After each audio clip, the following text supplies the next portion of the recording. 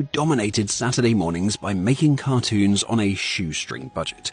They practically invented a style of limited animation that reused stock footage constantly.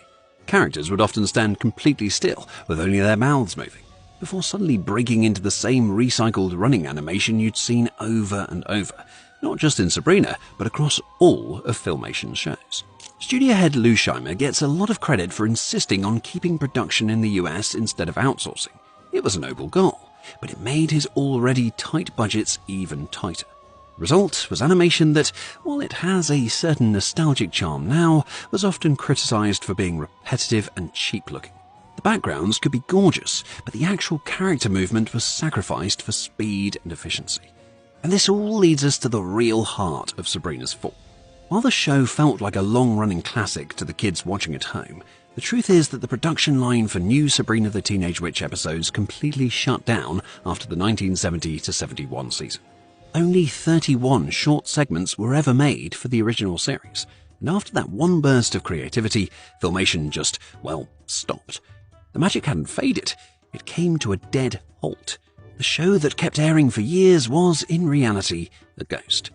So, if production stopped in 1971, how did the show become such a core memory for a whole generation of 70s kids? Well, the answer is that Sabrina the Teenage Witch didn't vanish, it just lingered. After the new episodes stopped, CBS kept airing reruns for 3 more years, all the way until 1974. So for a kid watching on a Saturday morning, there was no real difference. Sabrina was still on. Behind the scenes, the show wasn't a priority anymore. It was just a cheap and easy way to fill a time slot. The decision to split up Sabrina and the Ghoulies and then rely only on reruns had a predictable effect. While solid ratings data from this era is hard to come by, it's safe to assume that showing the same 31 stories on a loop for years led to audience burnout.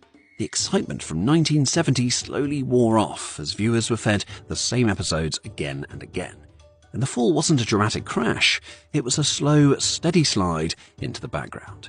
So after its run on CBS ended, the show was sold into syndication in 1976, giving it a second life on local TV stations. And this cemented its phantom presence throughout the rest of the decade. It was everywhere and nowhere at once. A character everyone knew, but with no new show on the air. So the real fall of Sabrina wasn't cancellation. It was that huge 7-year gap where nothing new was being made. The incredible momentum from her debut was completely lost. The character was stuck in animation limbo, kept alive only by the echoes of her one and only season. Now, in 1977, Filmation did actually bring the character back for the New Archie and Sabrina hour, an attempt by NBC to recapture the old